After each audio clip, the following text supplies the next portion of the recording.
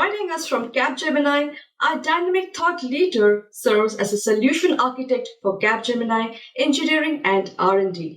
He's passionate about building large enterprise, cloud scale, and customer centric software. He co founded the Delhi NCR leg of Java User Group and authored Applied ELK Stackbook and Practical DevOps Security video course.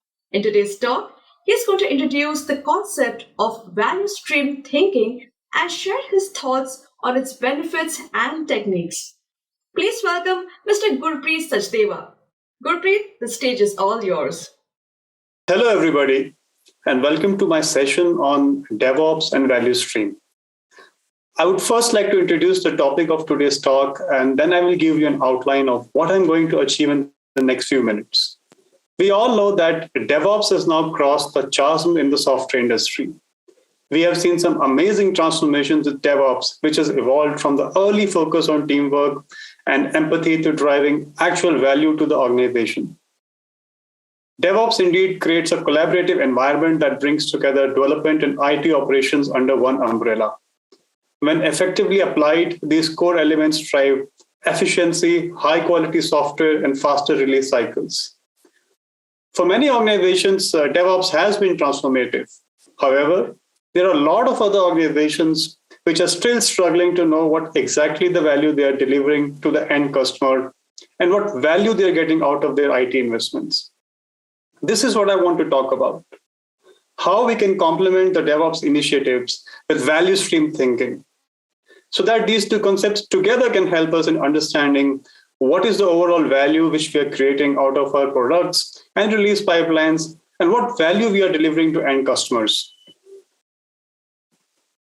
Very briefly about myself, I'm working as Senior Director at Capgemini Gurgaon. I'm a co-founder of Delhi NCR Java User Group and a blog on Java and DevOps related topics. I have authored a book on Elastic Stack and a video course on DevSecOps. And you can see my coordinates on Twitter and LinkedIn. This is the outline for the talk of today. I want to introduce first the kind of metrics which are available and are commonly used for measurement of any kind of DevOps practice. Without measuring something, you really don't know whether that is successful or not. Then how Agile and DevOps practices help us in knowing the state of any system. Then I will introduce the value stream management concepts and how we can create a value stream map. In the end, I will cover what benefits you can achieve by complementing DevOps practices with value stream mapping.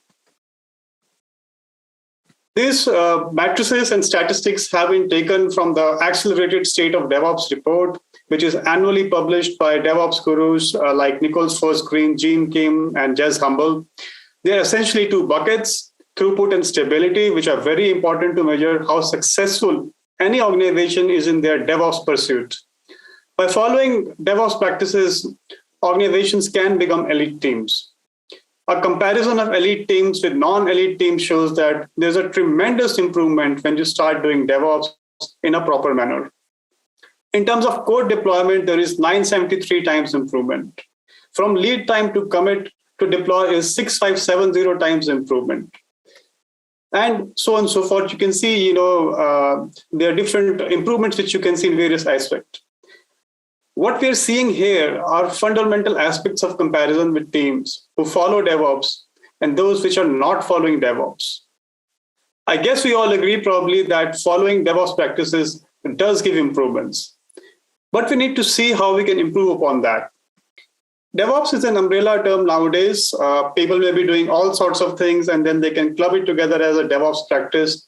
But when we talk about DevOps, there are some fundamental paths and practices which go along with this, which can help us in making a complete DevOps ecosystem or a DevOps environment, so to speak of. We have continuous integration, which is basically a developer level environment, how frequently you can commit code to mainline branches, how you can do developer level tests in automated fashion. You need to probably build cloud native architectures. You can have microservices or maybe align to some cloud platform like Docker or Kubernetes. Although it's not mandatory, but you can even try to do DevOps without Agile, although you'll not get the full benefits out of that. So, and in many times, we also need to kind of think about re-architecting our system to get the real benefit. Then testing is something which must be done continuously so that we have the shift left of feedback done in a continuous manner throughout the CI/CD pipeline. Testing should be done in automated manner because without automation, you will never get the full benefits. Next, we come to continuous delivery and deployment. For most of the industries, continuous deployment is possible, but in some cases, some regulated industries like aerospace, automotive, etc., you may not be able to deploy on the end platform like an aircraft or a drone or an MRI machine. But we should still focus at least on automated continuous delivery so that our software is always in a shippable mode. We should think about making continuous deployment more seamless and automated.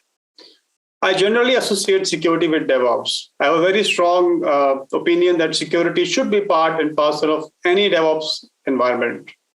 So rather than just saying DevOps, we should say that we want to do DevSecOps.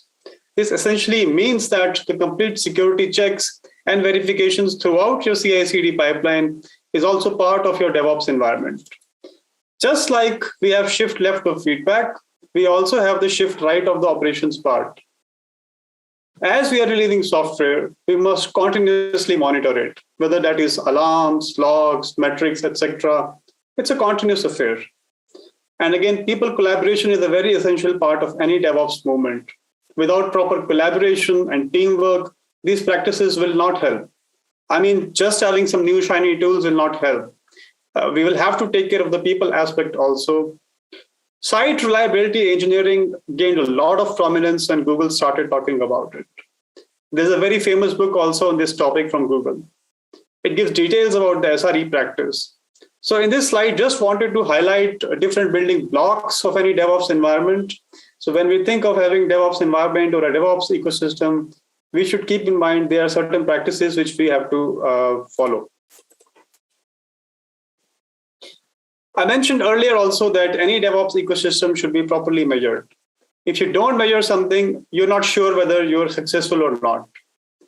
We can measure under various categories like velocity, which basically measures how frequently or how fast we can do some changes. It can include deployment frequency, speed of deployment, and speed or frequency of build verification. Then we could measure security readiness, which indicates how often we are getting security breaches from the market or the production environment. Whether your productivity has increased by following these practices can be observed by tracking MTTR, feature usage, or the customer sentiment, customer satisfaction scores. In terms of system quality, you can measure whether you're delivering the right level of changes to your end customers with the desired quality, whether all the requirements are being covered, and how successful are you when you're deploying on staging or production? How many defects did you find in the staging part? And how many defects were reported from the production environment? These different matrices measure different parameters. So this is just a glimpse of metrics which can be used, and you can pick and choose what is best suited for your team. I talked about matrices and how we can create elite teams. But what we have seen is that in the DevOps movement, we are still struggling with how to know that we get the complete value to the customer in the fashion they're expecting. DevOps starts with agile planning, backlog, etc., and you go to the deployment phase. But what went to the customer and how quickly it went to the customer, whether the customer is happy or not happy with that, these are certain aspects which I believe is still not possible to measure in a typical CI/CD environment. So we are never sure whether customer got the expected and timely value from the shipped features. I believe we all use some tools to track our day-to-day work. For example, we have Kanban boards where you can track the work in progress. You may have some user stories and you're seeing what's the progress and if there's an obstacle or not, and you can track, these kind of things. But again, I would say this is showing the progress in a piecemeal manner. It is not an end-to-end picture of the whole product as such. So you're starting from, let's say, the sprint planning and going to the point when the sprint is finished. It's basically a picture within that sprint cycle and not outside the sprint boundaries. Overall, we are not able to keep a track of the eventual value which gets delivered to end customers. Obviously, we have different CI/CD tools and orchestrators You may be using Jenkins, GitLab, or whatever is your preferred way of working, and you create some pipelines. You can nowadays build all kinds of pipelines like parallel pipelines, multiple release pipelines, etc. You get to know how things are going across your pipeline. You can know the build status like pass fail status. But still, we are not able to realize the level of waste, like in terms of inventory or rework or business value. So we do have a view from a pipeline perspective, which is a team level view, but we don't have a view in terms of the entire enterprise. So for a big product, there could be multiple microservices, and for each of them, you might have different pipelines. So then you would be able to know about view of a particular service, but how does it all correlate with the end-to-end view of the entire product? That is somehow which is not visible. We don't have enough feedback or inputs which we can use to do continuous improvement, as we are not able to visualize it. Another representation of the point that DevOps does give you some view on the DevOps on the value stream, but it's only piecemeal. It's just a part. So you could have different stakeholders like a business owner, the product manager, you have the engineering product team, you have security people, you have the end customers, etc. You start with the ideation phase, and then there's a plan and design phase where the agile sprint cycle comes into place. You start doing backlog planning and backlog grooming and those kind of things. And then you go ahead with sprint planning, etc. Then your product team is going to implement it, do coding, verification, etc., developer level test. And eventually you use a continuous delivery pipeline or a continuous deployment pipeline to deploy on the target environment. And in the target environment, you're doing continuous monitoring. Overall, we need to have a complete automated continuous testing in place. So the CI/CD pipeline, which is going from the start of your agile backlog in the planning phase, and it probably goes till the point you deploy the software on the production environment, and then you're doing continuous operations on that. Product managers are interested in knowing what goes to the customers if they're giving you $1 for a particular feature. So they may be able to appreciate that $1 of investment and the value obtained in return. Or is it possible that you invested $1 and you can sell that feature for how many dollars? So what is the value you're getting out of that investment? All these different aspects somehow don't get captured in the CI/CD pipeline, and that is where value stream management helps us. These are not, I would say, antagonistic to each other, but they're complementary. I would say you can combine the aspects of value stream management with your CI/CD and DevOps environment. This will ensure that you're building a well-tested product, and that is something which is also giving you an insight on the kind of value which is ultimately being delivered to the customers. I wanted to present a formal definition also. This is by Forrester. Different analyst organizations keep coming up with their definitions. This one says that value stream management is a combination of people, process, and technology that maps, optimizes, visualizes, and governs business value flow, including epic stories and work items through heterogeneous enterprise software delivery pipelines. These may sound to be very complicated words. Let's try to make it simpler. We can see the genesis of value stream and how it came to the software world. It really started with Dr. William Edward Deming, who brought this concept. Initially, Toyota was using this in their production plants. They were doing all the value stream management and lean manufacturing to improve both the quality and efficiency at their plants in Japan. So from getting inspired by Dr. Deming's work and how Toyota was using lean principles, these principles were brought into the software world. We can say that value stream management is a lean business practice which helps to determine the value of software development and delivery efforts and resources. It will also help to improve the flow of value to the organization while managing and monitoring the software delivery lifecycle from end to end by identifying and examining value streams instead of features and functions and measuring software delivery success. Teams can focus more energy and time on what works and shift away from what doesn't work for them. Essentially, value stream makes complex processes visible and offers a unique view of the software delivery lifecycle through the customer experience lens. This helps to align better with the business objectives and scale our agile and DevOps transformations. When we talk about the value stream management, we need a tool to do that, right? We should get visualization of the entire flow, and that can help in bringing about structured value to your system. Value stream map is that tool which can help in visualizing the value streams in an easy to understand series of process steps. It is everything we do to create and drive a value. I mentioned earlier that the lean manufacturing principles are being used here, and we can use this mapping flow to see the flow of work from ideation stage to production to eventually at the customer level, so that we know what the bottlenecks are, and then we can prioritize removing them. VSM not only measures what gets delivered eventually, but also what is the current state, what is the projected future state model, and so that we can improve upon that. It's an ongoing continuous process wherein you monitor current state and then you have some future state in mind and you keep on improving. It's a continuous improvement process. It's not like you do it once and then you forget about it. Things are very dynamic and they keep on changing. We can use the value stream maps to identify redundancies, constraints, and waste.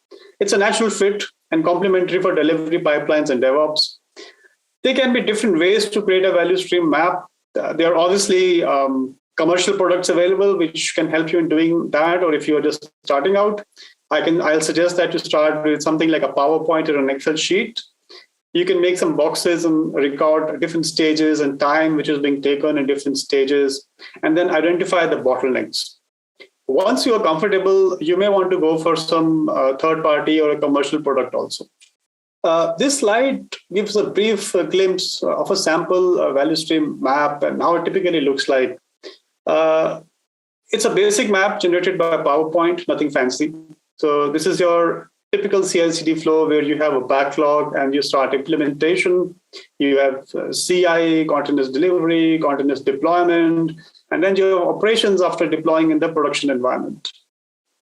The bigger boxes represent the processing times, and the smaller ones at the bottom side, where we say 3H, waiting for code, and 13 are waiting for code reviews, 7 hours requests, wait for some resources, and then 11 hours to waiting for deployment resources, then 9 hours of the request and wait for op resources. For example, as an engineer, I'm doing some changes, some feature changes, which I want to release. For that, I've submitted a code review request to my architect or technical leader. But that person might be busy, and he becomes a single point of bottleneck, basically, because he has too many code review requests to do, which means that everybody is waiting on him, and there's a lot of time getting wasted here. So this is a bottleneck. Consider the 13-hour thing, and we must see how we optimize it further. Can we delegate the code review responsibility to some other person? Or for some minor changes, the code review can be done later after the commit. There may not be a good or optimum alternate strategy. You must think what will work best for your scenario. Then again, if you see 11 hours, you're just waiting for the deployment resources. This is something which you will not be able to visualize in your regular pipeline or CI/CD dashboards. You can only visualize these things when you're making a value stream map. So you must see that so much time isn't getting wasted because maybe your self-service portal is not fully optimized. Or as an organization, you need to work on making sure that people are able to get deployment resources quickly. Because when we start with the backlog and then we come to the operate phase, that overall is the lead time for any feature to be released to the market. So if you see here the different times duration, you realize that there's a big contributing factor of different bottlenecks. So just by optimizing on that, you can make a more efficient system. This is how a value stream map would be helpful. This is something which probably you'll not see on a Kanban board or an agile sprint board, but you can see these things in a value stream map. It's very simple and we don't need to do anything fancy. So earlier we saw what Forrester has to say on this topic, and now let's see what Gartner has to say about value stream and value stream maps. Gartner claims is that by 2023, 70% of organizations will use value stream management to improve flow in the DevOps pipeline, leading to faster delivery of customer value. We can debate whether that number would be 70% or 80% or 50%, who knows? But I think we should take the essence of this message that the industry is thinking about using value stream maps along with DevOps ecosystem. These things are complementary. More and more people are imbibing these practices, and it is in our interest that we at least evaluate. So I'll encourage you to at least evaluate when you go back and see that whether it makes sense for you to start using value stream maps. I'm not saying that mandatorily use it. Just see what works for you. Try to do some exercises yourself and see if it all makes sense. Now let's talk about value stream management platforms. So organizations can get a clear view on value of product, performance, and quality by using a value stream management platform. It focuses on improving business outcomes by leveraging real-time data-driven metrics and value stream insights to ensure alignment with organization objectives. Value stream management platforms enable organizations to optimize end-to-end product delivery and improve business outcomes. Value stream management platforms provide end-to-end visibility and insights by connecting and ingesting data from existing tools involved in all phases of software product delivery, from customer need to value delivery. They provide insights to assess and improve the overall health of product delivery and drive the alignment of business priorities. They are tool agnostic and connect to existing tools and ingest data from all phases of software product delivery, all the way from customer need to value delivery. They might use some AI, ML powered analytics and insights to surface constraints, to take bottlenecks and improve flow. This enables stakeholders to take actions that improve throughput and align to business priorities and objectives. These platforms provide dynamic end-to-end visualization of development value streams.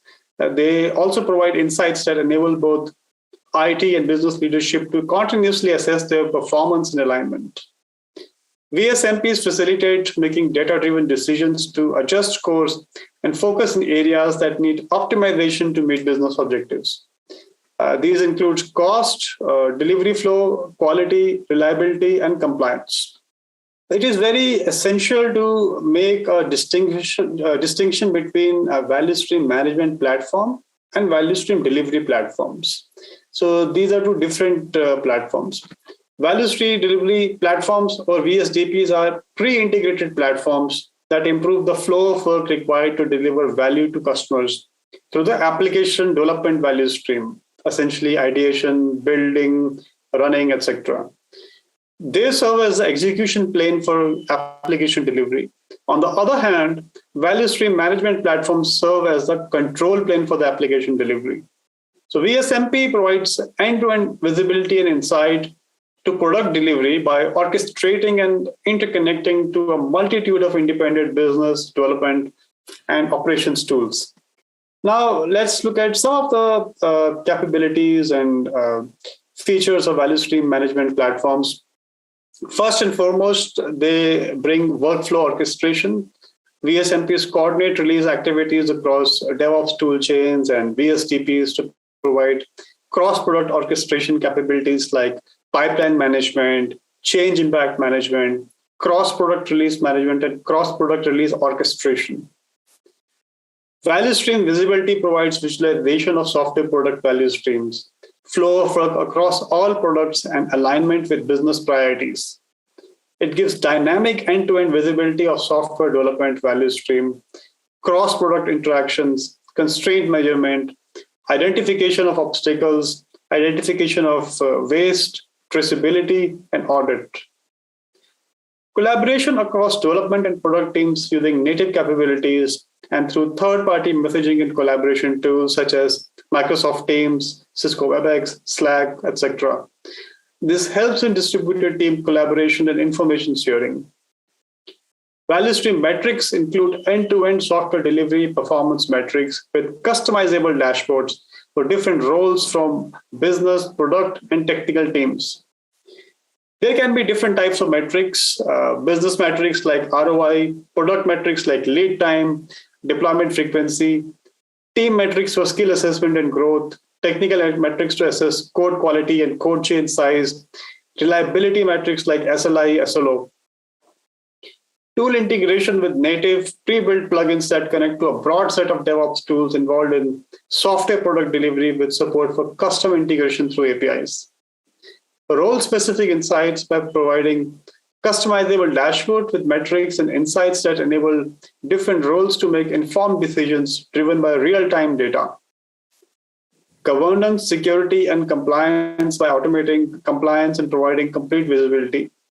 Analytics may be used to provide insight on status, predictive risk on compliance and security. And then value stream analytics for each role involved in product delivery to make informed decisions by real-time data for product quality, security, reliability. So it is being expected that there will be in the coming months and years a large-scale adoption of VSMP, essentially due to some of the factors listed below, like customizable dashboards with insights that appeal to multiple stakeholders, need for a consolidated source for end-to-end metrics, interest in lean optimization of value streams, need to increase product and feature delivery velocity, need to continuously improve agile and DevOps capabilities to support product delivery, digital transformation of legacy systems, and increased adoption of SaaS solutions, increased complexity of software systems, especially with distributed remote teams, need for greater oversight due to increased use of service providers, migration of legacy applications to cloud-native architectures such as microservices and using Kubernetes, a demand for improved visibility into team performance. There is a diverse range of vendors which are providing value stream management platform solutions, and it is increasing day by day. Different vendors have their own advantages. These vendors are continually evolving and expanding their capabilities that align with the market definition. If you want to start with VSMP, I would suggest that you play around with a few of these vendor products before deciding which one you want to finalize upon. Having come thus far, just wanted to reiterate again that value streams are complementary to DevOps. They help to see the current situation and the desired state where we want to go. It helps us in creating a common goal and common theme for the entire product team. We can prioritize value-added activities through the value stream mapping. It can help in taking decisions based on data, priorities, etc. It also provides a criteria for success for your team. Gene Kim, in his very famous book on DevOps, has given 3 ways of DevOps. Value stream mapping aligns to all these 3 ways. The first way says that increase the flow of work from left to right. Value stream helps in visualizing the workflow from ideation to deployment. It also clearly shows the constraints and thus the remedial measures that can be taken to take care of any bottleneck, so it aligns with the first way. The second way advocates shorter feedback loops and shifting left. Everyone is required to deliver the value as part of the value stream, and it is about breaking the silos across the entire organization for one common shared objective of delivering better software which is faster and which is more stable and safer. And the third way is about continuous improvement. DevOps is the journey of improvement, and as you go along that road, you become more and more expert. Similarly, value stream management helps us in identifying the constraints and improving the processes by adding automation and removing non-contributing steps. The management system can connect to the tools of the entire CI/CD pipeline to define both the current state and future state value stream maps. It then shows the improvements we can take, and we can do any course correction required. So it's a continuous improvement process. Once you start the value stream mapping management, you need to make sure that you're doing continuously because we don't want to be static. New challenges will keep on coming, and we should be ready to optimize the process continuously. So in the end, I would like to again reiterate that DevOps practices require metrics to measure the success of your environment. And I'm sure you all would be using various kind of matrices.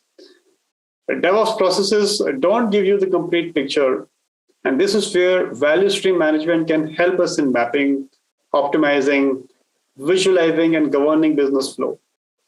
Value stream management platforms enable organizations to optimize end-to-end product delivery and improve business outcomes.